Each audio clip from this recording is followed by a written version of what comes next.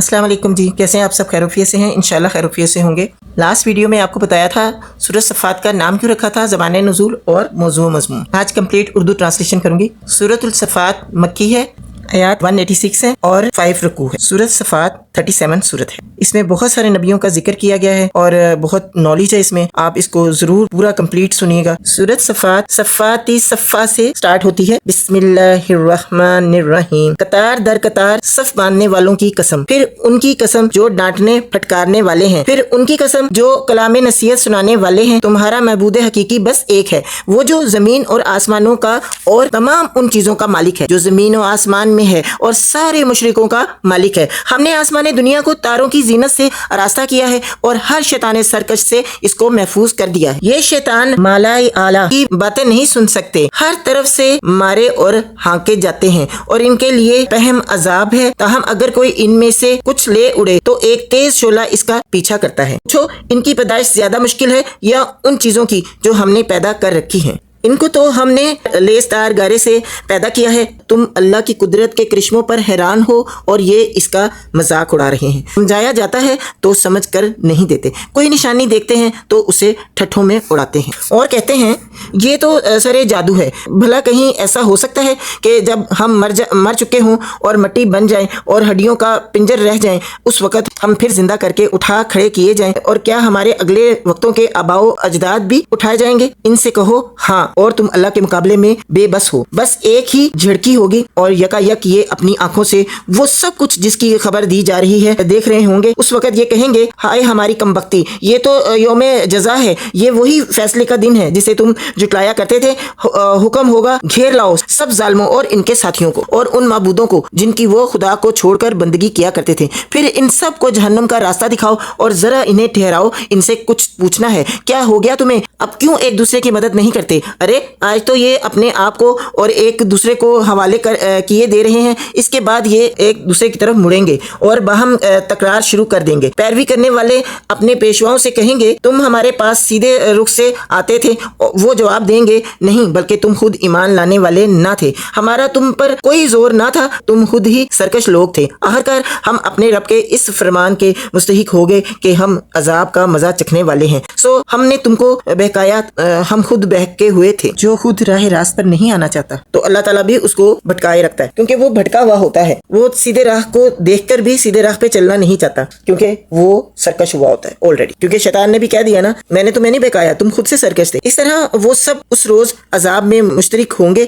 ہم مجرموں کے ساتھ یہی کچھ کیا کرتے ہیں۔ یہ وہ لوگ تھے کہ جب ان سے کہا جاتا اللہ کے سوا کوئی معبود برحق نہیں ہے تو یہ گھمنڈ میں آ جاتے تھے اور کہتے تھے کیا ہم ایک شاعر مجنون کی خاطر اپنے معبودوں کو چھوڑ دیں، حالانکہ وہ حق لے کر آیا تھا اور اس نے رسولوں کی تصدیق کی تھی۔ اب ان سے کہا جائے گا کہ تم لازماً دردناک سزا کا مزہ چکھنے والے ہو اور تمہیں جو بدلہ بھی دیا جا رہا ہے انہی اعمال کا دیا جا رہا ہے جو تم کرتے رہے ہو، مگر اللہ کے چیدہ بندے اس انجام بد سے محفوظ ہوں گے۔ ان کے لیے جانا بوجھا رزق ہے، ہر طرح کی لذیذ چیزیں اور نعمت بھری جنتیں جن میں وہ عزت کے ساتھ رکھے جائیں گے، تختوں پر آمنے سامنے بیٹھیں گے، شراب کے چشموں سے ساغر بھر بھر کر ان کے درمیان پھیرائے جائیں گے، چمکتی ہوئی شراب جو پینے والوں کے لیے لذت ہوگی، نہ ان کے جسم کو اس سے کوئی ضرر ہوگا اور نہ ان کی عقل اس سے خراب ہوگی، اور ان کے پاس نگاہیں بچانے والی خوبصورت آنکھوں والی عورتیں ہوں گی، ایسی نازک جیسے انڈے کے چھلکے کے نیچے چھپی ہوئی جھلی۔ سبحان اللہ، کتنی خوبصورت مثال دی ہے، سبحان اللہ۔ جھلی تو آپ نے دیکھی ہوگی نا، جو زردی کے اوپر ہوتی ہے، تو وہ مثال اللہ تعالیٰ نے دی ہے حوروں کی، سبحان اللہ۔ پھر وہ ایک دوسرے کی طرف متوجہ ہو کر حالات پوچھیں گے۔ ان میں سے ایک کہے گا دنیا میں میرا ایک ہم نشیں تھا جو مجھ سے کہا کرتا تھا کیا تم بھی تصدیق کرنے والوں میں سے ہو؟ کیا واقعی جب ہم مر چکے ہوں گے اور مٹی ہو جائیں گے اور ہڈیوں کا پنجر بن کر رہ جائیں گے، جزا و سزا دی جائے گی؟ اب کیا آپ لوگ دیکھنا چاہتے ہیں کہ وہ صاحب اب کہاں ہیں؟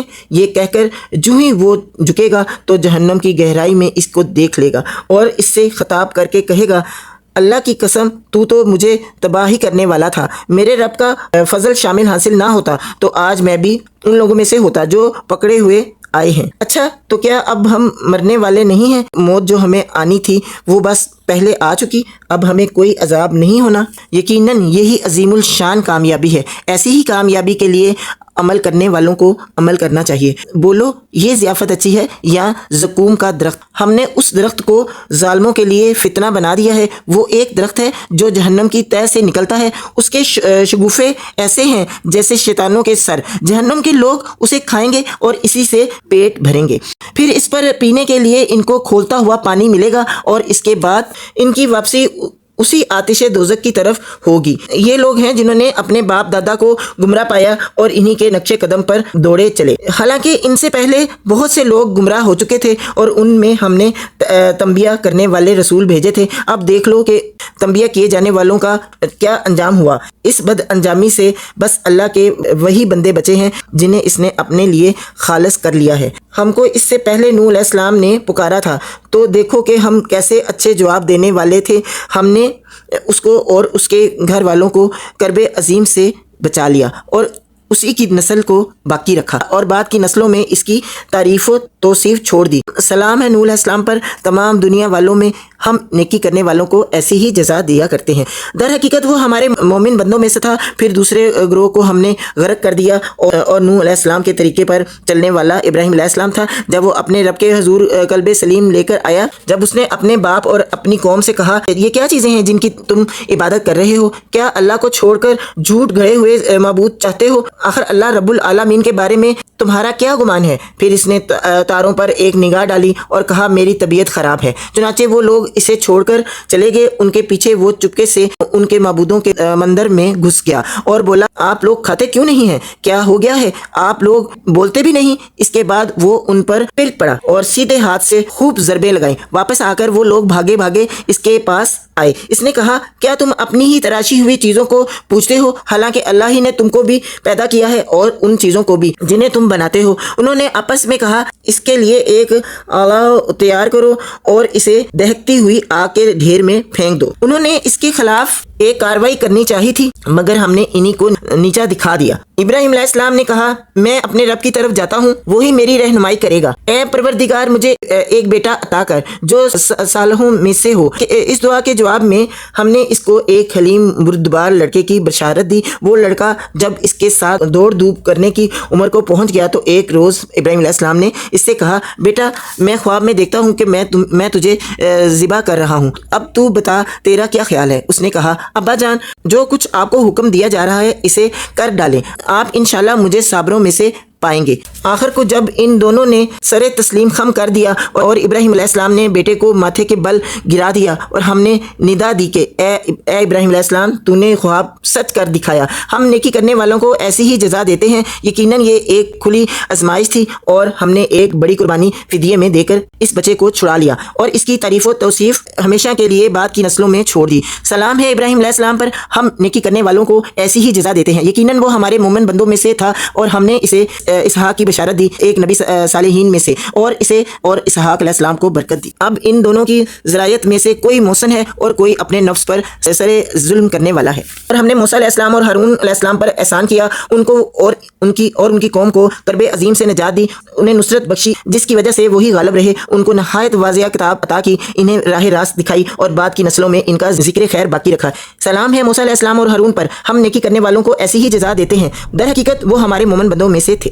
اور الیاس علیہ السلام بھی یقیناً مرسلین میں سے تھا۔ یاد کرو جب اس نے اپنی قوم سے کہا تھا کہ تم لوگ ڈرتے نہیں ہو، ایل کو پکارتے ہو اور ایسن خالقین کو چھوڑ دیتے ہو جو تمہارا اور تمہارے اگلے پچھلے آباء و اجداد کا رب ہے، مگر انہوں نے اسے جھٹلا دیا۔ سو اب یقیناً وہ سزا کے لیے پیش کیے جانے والے ہیں بجوز ان بندگان خدا کے جس کو خالص کر لیا گیا تھا۔ اور الیاس علیہ السلام کا ذکر خیر ہم نے بعد کی نسلوں میں باقی رکھا، ہم نیکی کرنے والوں کو ایسی ہی جزا دیتے ہیں۔ واقعی وہ ہمارے مومن بندوں میں سے تھا۔ اور لوط علیہ السلام بھی انہی لوگوں میں سے تھا جو رسول بنا کر بھیجے گئے ہیں۔ یاد کرو جب اس کو اور اس کے سب گھر والوں کو نجات دی سوائے ایک بڑھیا کے جو پیچھے رہنے والوں میں سے تھی، پھر باقی سب کو تہس نہس کر دیا۔ آج تم شب روز ان کے اجڑے دیار پر سے گزرتے ہو، کیا تم کو عقل نہیں آتی؟ اور یقیناً یونس علیہ السلام بھی رسولوں میں سے تھا۔ یاد کرو جب وہ ایک بڑی کشتی کی طرف بھاگ نکلا، پھر قرآن اندازی میں شریک ہوا اور اس میں مات کھائی، آخر کار مچھلی نے اسے نگل لیا اور وہ ملامت زدہ تھا۔ اب اگر وہ تسبیح کرنے والوں میں سے نہ ہوتا تو روز قیامت تک اسی مچھلی کے پیٹ میں رہتا۔ تسبیح آپ لوگ جانتے ہیں نا، جو اللہ تعالیٰ نے بتائی تھی یونس علیہ السلام کو پیٹ میں جب تھے، لا الہ الا انت سبحانک انی کنت من الظالمین، یہ تسبیح بتائی تھی. اور جب بھی کسی مشکل میں پڑیں، کوئی مشکل آئے تو یہ تسبیح کرنی چاہیے. ٹھیک ہے. آخر کار ہم نے اسے بڑی سکیم حالت میں ایک چٹیل زمین پر ایک بیلدار درخت اگا دیا. اس کے بعد ہم نے اسے 1 لاکھ اس سے زائد لوگوں کی طرف بھیجا، وہ ایمان لائے اور ہم نے ایک وقت خاص تک انہیں باقی رکھا. پھر ذرا ان لوگوں سے پوچھو کیا ان کے دل کو یہ بات لگتی ہے کہ تمہارے رب کے لیے تو ہو بیٹیاں اور ان کے لیے ہوں بیٹے؟ کیا واقعی ہم نے ملائکہ کو عورتیں ہی بنایا ہے اور یہ آنکھوں دیکھی بات کہہ رہے ہیں؟ خوب سن رکھو، دراصل یہ لوگ اپنی من گھڑت سے یہ بات کہتے ہیں. اس لیے کہتے ہیں جب تک آپ آنکھوں سے نہ دیکھ لیں تب تک آپ کسی کی سنی انسنی باتوں پہ عمل نہ کریں، نہ یقین کریں. جب تک آپ اپنی آنکھوں سے نہ دیکھ لیں تب تک آپ یقین نہ رکھیں، کیونکہ سنی باتوں کو آپ آگے پہنچاتے رہتے ہیں، پھر آگے سے آگے جاتی ہیں تو پھر بہت زیادہ فتنہ پھیلتا ہے، نفرتیں بڑھتی ہیں. اس لیے اپنے آنکھوں سے اپنے کانوں سے نہیں سنا تو خاموش رہیں. یہ لوگ اپنی من گھڑت سے یہ بات کہتے ہیں کہ اللہ اولاد رکھتا ہے، اور فی الواقعہ یہ ہے یہ جھوٹے ہیں. کیا اللہ نے بیٹوں کے بجائے بیٹیاں اپنے لیے پسند کر لیں؟ تمہیں کیا ہو گیا ہے؟ کیسے حکم لگا رہے ہو؟ کیا تمہیں ہوش نہیں آتا؟ یا پھر تمہارے پاس اپنی ان باتوں کے لیے کوئی صاف سند ہے تو لاؤ اپنی وہ کتاب اگر تم سچے ہو. انہوں نے اللہ اور ملائکہ کے درمیان نسب کا رشتہ بنا رکھا ہے، حالانکہ ملائکہ خوب جانتے ہیں کہ یہ لوگ مجرم کی حیثیت سے پیش ہونے والے ہیں. اور وہ کہتے ہیں، یعنی کہ ملائکہ کہتے ہیں، اللہ ان صفات سے پاک ہے جو اس کے خالص بندوں کے سوا دوسرے لوگ اس کی طرف منسوب کرتے ہیں. بس تم اور تمہارے یہ معبود اللہ سے کسی کو پھیر نہیں سکتے مگر صرف اس کو جو دوزخ کی بھڑکتی ہوئی آگ میں جھلسنے والے ہیں. اور ہمارا حال تو یہ ہے کہ ہم میں سے ہر ایک کا ایک مقام مقرر ہے اور ہم صف بستہ خدمت گار ہیں اور تسبیح کرنے والے ہیں. یہ لوگ پہلے تو کہا کرتے تھے کہ کاش ہمارے پاس وہ ذکر ہوتا جو پچھلی قوموں کو ملا تھا تو ہم اللہ کے چیدہ بندے ہوتے، مگر جب وہ آ گیا تو انہوں نے اس کا انکار کر دیا. یعنی کہ جب رسول بھی بھیجے اور کتاب آ گئی تو اس کو بھی جھٹلایا. اب عنقریب انہیں اس روش کا نتیجہ معلوم ہو جائے گا. اپنے بھیجے ہوئے بندوں سے ہم پہلے ہی وعدہ کر چکے ہیں کہ یقیناً ان کی مدد کی جائے گی اور ہمارا لشکر ہی غالب ہو کر رہے گا. بس اے نبی صلی اللہ علیہ وآلہ وسلم، ذرا کچھ مدت تک انہیں ان کے حال پر چھوڑ دو اور دیکھتے رہو، عنقریب یہ خود بھی دیکھ لیں گے. کیا یہ ہمارے عذاب کے لیے جلدی مچا رہے ہیں؟ جب وہ ان کے صحن میں اترے گا تو وہ دن ان لوگوں کے لیے بہت برا ہوگا جنہیں متنبی کیا جا چکا ہے. بس ذرا انہیں کچھ مدت کے لیے چھوڑ دو اور دیکھتے رہو، عنقریب یہ خود دیکھ لیں گے. پاک ہے تیرا رب، عزت کا مالک، ان تمام باتوں سے جو یہ لوگ بنا رہے ہیں، اور سلام ہے مرسلین پر، اور ساری تعریف اللہ رب العالمین کے لیے ہے. سبحان اللہ. بے شک امید ہے انشاءاللہ آپ کو یہ ویڈیو بہت پسند آئے گی. اس کو لائک، شیئر اور سبسکرائب ضرور کیجیے گا. جزاک اللہ خیر.